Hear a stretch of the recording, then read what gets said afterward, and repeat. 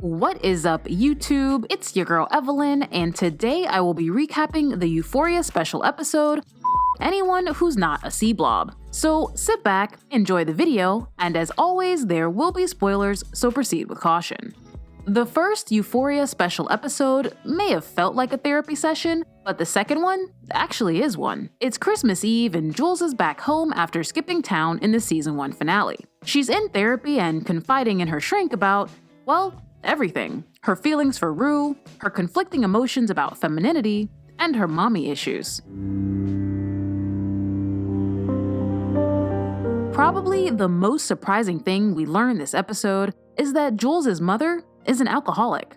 In season 1, Jules rarely ever mentioned her mom, and it turns out the reason is because her mother has been in and out of rehab for years.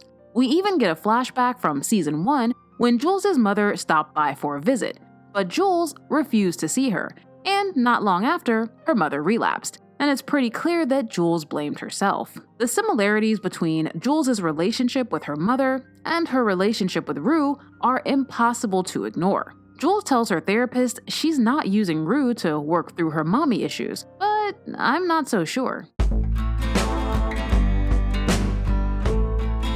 Jules reveals that she wants to stop taking hormone blockers, and in my opinion, this was one of the most interesting parts of the episode. If you'll remember, in season 1, Jules told Anna she wanted to quote-unquote conquer femininity. But in this episode, she admits to her therapist that her entire concept of femininity was built around the desires of men, and not her own. Now it seems Jules is ready to finally define womanhood for herself. Perfect. If you watched the first special episode, this should come as no surprise, but Rue is still in her feelings that Jules left her. In the first special episode, we saw Rue ignoring a text from Jules, and in this episode, we find out Rue's been ignoring all of Jules' texts and phone calls. Jules thinks she might be attracted to toxic relationships. We see a montage of her relationship with Tyler, aka Nate the Snake.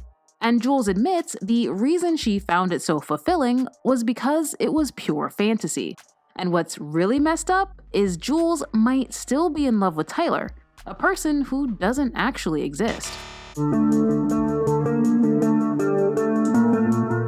Rue's fantasy from episode 1 is Jules' nightmare in this episode. Jules dreams that she and Rue are living together in New York, when Rue overdoses in the bathroom. At the end of the episode, Jules returns home after her therapy session and is surprised when Rue stops by on her way to her own special episode with Ali. They tell each other how much they missed each other. Jules even apologizes for leaving Rue, which is apparently too much for Rue's cognitive dissonance to handle, and she leaves. Jules then lies on her bed and stares out the window while sobbing.